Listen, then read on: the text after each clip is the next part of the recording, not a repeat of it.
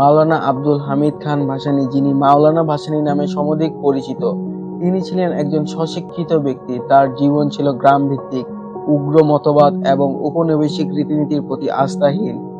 সারা রাজনৈতিক জীবনে তিনি প্রচুর প্রভাব প্রতিপত্তির অধিকারী ছিলেন এবং বেশ কিছু সাধারণ ও স্থানীয় নির্বাচনে জয়ীও হয়েছিলেন, তবে কখনো ক্ষমতায় যাওয়ার চেষ্টা করেননি। তার নেতৃত্বের ভিত্তি ছিল কৃষক, শ্রমিক, জনসাধারণ, যাদের অধিকার এবং স্বার্থ রক্ষার জন্য তিনি নিরবিচ্ছিন্ন সংগ্রাম করে গেছেন। আজ আমরা বাংলার এই মহান নেতা সম্পর্কে জানব, তো চলুন শুরু করা যাক। মাওলানা আব্দুল হামিদ খান ভাসানী 1880 সালের 12 ডিসেম্বর সিরাজগঞ্জের ধানগড়া পল্লীতে জন্মগ্রহণ করেন। তার পিতা হাজী শারাফত আলী। হাজী শারাফত আলী ও বেগম শারাফত আলীর একটি মেয়ে ও 3টি ছেলের মধ্যে সবার ছোট আব্দুল হামিদ খান। ছেলে মেয়ে বেশ ছোট থাকা অবস্থায় হাজী শারাফত আলী মারা যান। পিতৃহীন হামিদ প্রথমে কিছুদিন চাচা ইব্রাহিমের আশ্রয়ে থাকেন। ওই সময় ইরাকের এক আলেম ও ধর্মপ্রচারক নাসির উদ্দিন বগদাদী সিরাজগঞ্জে আসেন। হামিদ তার আশ্রয়ে কিছুদিন কাটান। স্থানীয় স্কুল ও মাদ্রাসায় কয়েক বছর অধ্যয়ন ছাড়া তার বিশেষ কোনো প্রাতিষ্ঠানিক শিক্ষা ছিল না। তিনি কর্মজীবন শুরু করেন টাঙ্গাইলের কাকমারীতে একটি প্রাথমিক বিদ্যালয়ের শিক্ষক হিসেবে। পরে তিনি ময়মনসিংহ জেলার হালুয়াঘাট এলাকার কালা গ্রামে একটি মাদ্রাসায় শিক্ষকতা করেন। 1919 সালে ব্রিটিশ বিরোধী অসহযোগ ও খেলাফত আন্দোলনে যোগদানের মধ্য দিয়ে তার রাজনৈতিক জীবনের সূচনা হয়। পরে তিনি টাঙ্গাইল জেলার সন্তোষে গিয়ে ওখানকার অত্যাচারিত কৃষকদের নেতৃত্ব দেন। 1926 সালে তিনি আসামে গমন করেন এবং আসামে প্রথম কৃষক প্রজা আন্দোলনের সূত্রপাত ঘটান। 1929 সালে আসামের ধুবড়ী জেলার ব্রহ্মপুত্র নদের ভাষাঞ্চলে প্রথম কৃষক সম্মেলন আয়োজন করেন। এখান থেকেই তার নাম হয় ভাসানীর মাওলানা। এরপর থেকে তার নামের শেষে ভাসানী শব্দ যুক্ত হয়। আসাম সরকার আইন করে এমন একটি ভৌগোলিক সীমারেখা টেনে দেয় যে বাঙালিরা ওই সীমা অতিক্রম করে বসতি স্থাপন করতে পারবে না। এই আইনের বলে স্থানীয় অহমীয়রা বাঙালি খেদাও আন্দোলন শুরু করে। 1937 সালে ভাসানী মুসলিম লীগে যোগ দেন এবং অচিরেই দলের আসাম শাখার সভাপতি নির্বাচিত হন।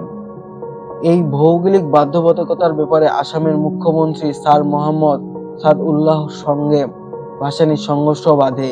ভারত বিভাগের সময় ভাসানী আসামের গোয়ালপাড়া জেলায় এ প্রথার বিরুদ্ধে আন্দোলনের নেতৃত্ব দিচ্ছিলেন।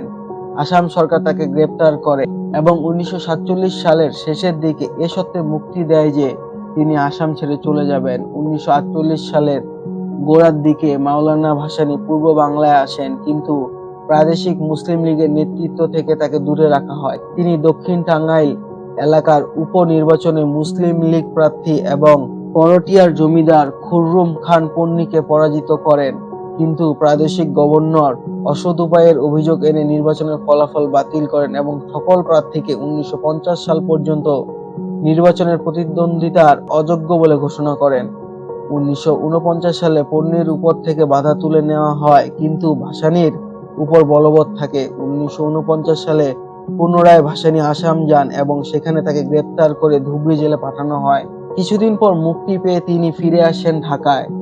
এই সময় পূর্ব পাকিস্তানের মুসলিম লীগের নেতৃত্বের সংকট দেখা দেয় এবং দলের যুব সদস্য ও ছাত্রলীগ কর্মীদের মধ্যে হতাশার সৃষ্টি হয়। মুসলিম লীগের ক্ষুব্ধ সদস্যরা ঢাকায় 1949 সালের 23 ও 24 জুন এক কর্মী সম্মেলনের আহ্বান করে। এ সম্মেলন অনুষ্ঠিত হয় স্বামীবাগের রোজ গার্ডেনে। এতে প্রদেশের বিভিন্ন এলাকা থেকে প্রায় 300 প্রতিনিধি যোগদান করেন। 24 জুন পূর্ব পাকিস্তানে আওয়ামী মুসলিম লীগ নামে একটি নতুন রাজনৈতিক দল জন্মলাভ করেন। এর সভাপতি হন মাওলানা ভাসানী এবং টাঙ্গাইলের শামসুল হক হন সাধারণ সম্পাদক। জন্মদিনে নতুন দলটি ঢাকার আরমানিটোলায় ভাসানীর সভাপতিত্বে একটি জনসভার আয়োজন করে। ওই স্থানে দ্বিতীয় সভাটি করা হয় 11 অক্টোবর এবং সভা শেষে প্রদেশের দুর্ভিক্ষ অবস্থার প্রতিবাদে একটি শোভাযাত্রা নিয়ে সচিবালয় অভিমুখে অগ্রসর হলে ভাসানী সহ নতুন দলের অনেক নেতাকে গ্রেপ্তার করা হয়। কারাগারে অনশনের ফলে তার অবস্থা সংকটাপন্ন হওয়ায় তাকে মুক্তি দেওয়া হয়। 1952 সালের 21 ফেব্রুয়ারি ঢাকায় রাষ্ট্রভাষা আন্দোলনে পুলিশের গুলিতে কয়েকজন ছাত্র নিহত হন। ভাসানী এর কড়া প্রতিবাদ করেন এবং 23 ফেব্রুয়ারি তাকে তার গ্রামের বাড়ি থেকে গ্রেপ্তার করে জেলে পাঠানো হয়। রাজনৈতিকভাবে ভাসানী এতে আরো শক্তিশালী হয়ে ওঠেন। 50-এর দশকে প্রথম দিকে ভাসানী সবচেয়ে প্রতিবাদী এবং শ্রদ্ধেয় রাজনৈতিক হিসেবে নিজেকে প্রতিষ্ঠিত করেন। আওয়ামী মুসলিম লীগের সভাপতি হিসেবে ভাসানী তখনকার 5টি বিরোধী দল নিয়ে যুক্তফ্রন্ট নামে একটি মোর্চা গঠন করেন। এ মোর্চার অপর নেতা ছিলেন একে ফজলুল হক, হোসেন শহীদ সোহরাওয়ার্দী, শেখ মুজিবুর রহমান ও হাজী মোহাম্মদ দানেশ। 1954 সালের মার্চ মাসে অনুষ্ঠিত নির্বাচনে যুক্তফ্রন্ট 223টি আসন লাভ করেন, আর অপরদিকে মুসলিম লীগ পায় মাত্র 7টি আসন। বারবার কারাবরণের ফলে কারাগারে কমিউনিস্টদের সঙ্গে মাওলানার যোগাযোগ ঘটে। এতে তিনি সমাজতান্ত্রিক মতবাদ সম্পর্কে আরো সচেতন হয়ে ওঠেন। কমিউনিস্টরা তাকে আদমজী জুট মিল মজদুর ইউনিয়নের এবং পূর্ব পাকিস্তান রেলওয়ের এমপ্লয়িজ লীগের সভাপতি করেন। 1954 সালের মে দিবসে তিনি ঢাকা ও নারায়ণগঞ্জে দুটি বৃহৎ শ্রমিক সমাবেশের সভাপতিত্ব করেন। ওই বছরই তিনি পূর্ব পাকিস্তান কৃষক সমিতির সভাপতি হন। এর কিছুদিন পর তিনি কমিউনিস্ট প্রভাবিত আন্তর্জাতিক শান্তি কমিটির পূর্ব পাকিস্তান শাখার সভাপতি পদে আসীন হন এবং স্টকহোমে অনুষ্ঠিত বিশ্ব শান্তি সম্মেলনে যোগদান করেন। এ সুযোগে তিনি ইউরোপ সহ বহু দেশে ভ্রমণ করে এবং বিশ্বব্যাপী সমাজতান্ত্রিক আন্দোলন সম্পর্কে প্রত্যক্ষ জ্ঞান লাভ করেন। ইতিমধ্যে আওয়ামী মুসলিম লীগ এবং কৃষক শ্রমিক পার্টির দ্বন্দ্বের কারণে যুক্তফ্রন্ট ভাঙনের সম্মুখীন হয়।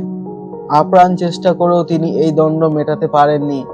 এদিকে 1956 সালে হোসেন শহীদ সোহরাওয়ার্দী আওয়ামী মুসলিম লীগ কোয়ালিশন সরকার গঠন করেন। সোহরাওয়ার্দী প্রধানমন্ত্রী হন এবং আতাউর রহমান খানকে পূর্ব বাংলার মুখ্যমন্ত্রী করা হয়। পাকিস্তান সংবিধানের প্রণয়নের ব্যাপারেও সোহরাওয়ার্দীর সঙ্গে মাওলানার মতবিরোধ দেখা দেয়। প্রস্তাবিত পাকিস্তান সংবিধানে সংখ্যালঘু জনগোষ্ঠীর পৃথক নির্বাচনের ব্যবস্থার বিরুদ্ধে মাওলানা তীব্র প্রতিবাদ করেন।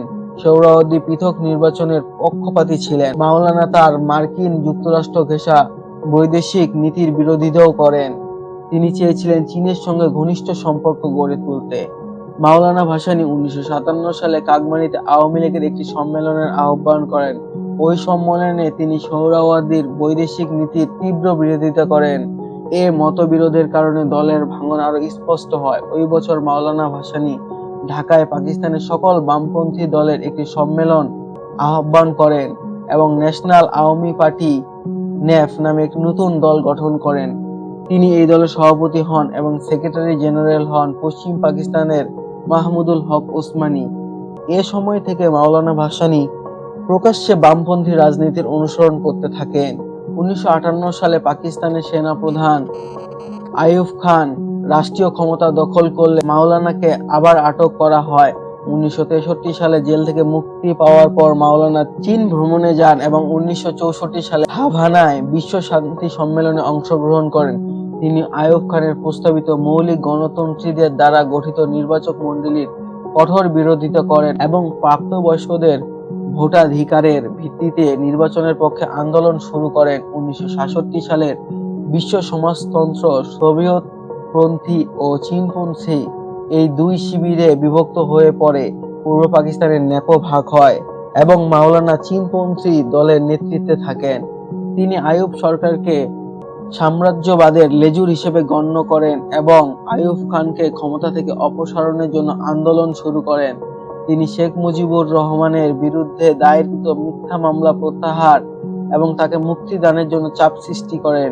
বিরোধী দলীয় কঠোর আন্দোলনের মুখে আইয়ুব খান পদত্যাগ করেন এবং সেনাবাহিনী প্রধান জেনারেল ইয়াহিয়া খান ক্ষমতায় আসীন হন।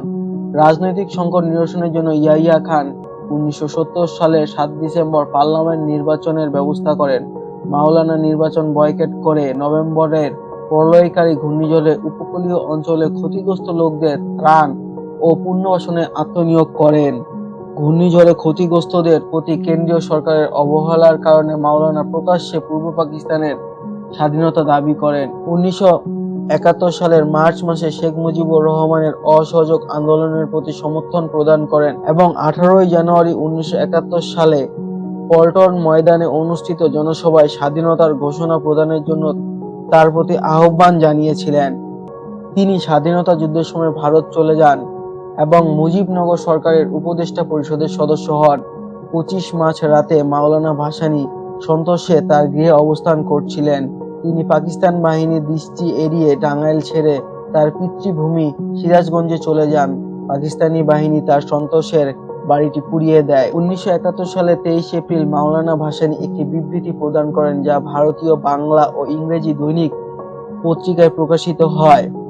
এছাড়া মাওলানা ভাসানী চীনের নেতা মাও সেতুং, চৌ এন লাই এবং যুক্তরাষ্ট্রের প্রেসিডেন্টের কাছে তার বার্তা পাঠিয়ে তাদের অবহিত করেন যে পূর্ববঙ্গে পাকিস্তানি সেনাবাহিনী ব্যাপক হারে গণহত্যা চালাচ্ছে। সেই জন্য তিনি প্রেসিডেন্ট নিক্সনকে অনুরোধ করেন এই মর্মে যে তিনি যেন পাকিস্তানকে অস্ত্র সরবরাহ না করে। উপরন্তু মাওলানা ভাসানী প্রেসিডেন্ট নিক্সনকে বাংলাদেশকে স্বীকৃতি দেবার আহ্বান জানান। 1971 সালের 25 এপ্রিল মাওলানা ভাসানী সোভিয়েত রাশিয়ার প্রেসিডেন্টের কাছে পাকিস্তান বাংলাদেশের জনগণের উপর যে বর্বর রচিত অত্যাচার চালাচ্ছে তার বিরুদ্ধে কার্যকর ব্যবস্থা গ্রহণের জন্য অনুরোধ করেন।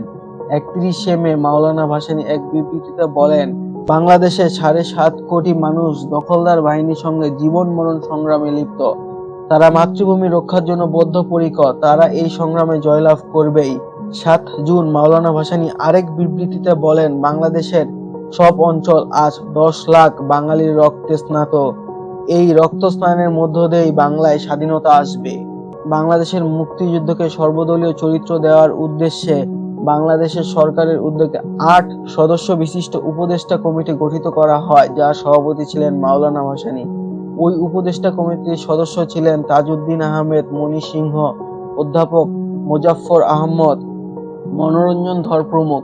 মাওলানা ভাসানীর সভাপতিত্বে ওই উপদেষ্টা কমিটির সভায় এ মর্মে অভিমত ব্যক্ত করা হয় যে পূর্ববঙ্গের স্বাধীনতা ব্যতি রেখে অন্য কোনো প্রকার রাজনৈতিক সমাধান গ্রহণযোগ্য হবে না। মাওলানা ভাসানী 1972 সালের 22 জানুয়ারি ভারত থেকে বাংলাদেশে প্রত্যাবর্তন করেন। 1972 সালের 25 ফেব্রুয়ারি সাপ্তাহিক হক কথা প্রকাশ করা হয়। বাংলাদেশ ভারত মৈত্রী চুক্তির বিরোধিতা করলেও মুজিব সরকারের জাতীয়করণ নীতি এবং 1972 সালে সংবিধানের প্রতি তার পূর্ণ সমর্থন ছিল। 1973 সালের খাদ্যের দাবিতে ঢাকায় 15 থেকে 22 মে অনশন ধর্মঘট পালন করেন। 1974 সালের 8 এপ্রিল হুকমতে রাব্বানিয়া সমিতি গঠন করেন। একই বছর জুন মাসে আইন অমান্য করে আন্দোলন শুরু করলে টাঙ্গাইলে সন্তোষে গৃহবন্দী হন। 1976 সালের 16 মে ফারাক্কাবাদ নির্মাণের প্রতিবাদে ঐতিহাসিক লং মার্চের নেতৃত্ব দেন। একই বছর 2 অক্টোবর খোদাই খিদমতগার নামে নতুন আরো একটি সংগঠন প্রতিষ্ঠা করেন। রাজনীতির পাশাপাশি তিনি সমাজ সংস্কারমূলক কর্মকাণ্ডে জড়িত ছিলেন। জয়পুরহাটের পাঁচবিবিতে মহিপুর হাজী মহসিন কলেজ প্রতিষ্ঠা করেন, পরে এটি জাতীয়করণ করা হয়। আসামে 30টি শিক্ষা প্রতিষ্ঠান প্রতিষ্ঠা করেন। তিনি কারিগরি শিক্ষা কলেজ, শিশু কেন্দ্র প্রতিষ্ঠা করেন সন্তোষে। এছাড়া তিনি কাগমানিতে মাওলানা মোহাম্মদ আলী কলেজ এবং পঞ্চবিবিতে নজরুল ইসলাম কলেজ প্রতিষ্ঠা করেন। সন্তোষে মাওলানা ভাসানী বিজ্ঞান ও প্রযুক্তি বিশ্ববিদ্যালয় রয়েছে, যা কিনা 2002 সালে প্রতিষ্ঠিত হয় এবং এটি প্রযুক্তি বিশ্ববিদ্যালয়গুলোর মধ্যে তৃতীয় অবস্থানে আছে। 1976 সালের 17 নভেম্বর ঢাকা মেডিকেল কলেজ হাসপাতালে এই দেশ বরেণ্য নেতা মৃত্যুবরণ করেন। তাকে টাঙ্গাইল জেলার সদর উপজেলার উত্তর পশ্চিমে সন্তোষ নামক স্থানে পীর শাহজামান দিঘির পাশে সমাধিস্থ করা হয়।